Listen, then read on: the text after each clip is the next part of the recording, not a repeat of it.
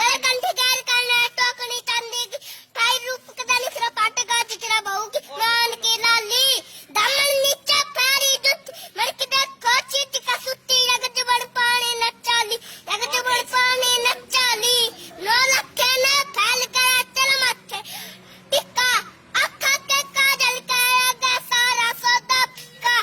चंद का टुकड़ा बदन का मुखड़ा का सुत्ती गला फैलाली दामन नीचे पैरी जुत्ती मर के देखो चीट का सुत्ती लग जुबड़ पानी न चाली लग जुबड़ पानी न चाली नो लखे न फैल कर तेरा माथे टिक्का अखा के काजल का सारा सौदा फीका चंद का टुकड़ा बदन का मुखड़ा का गला फैलाले दामन नीचे पैरी जुत्ती मर के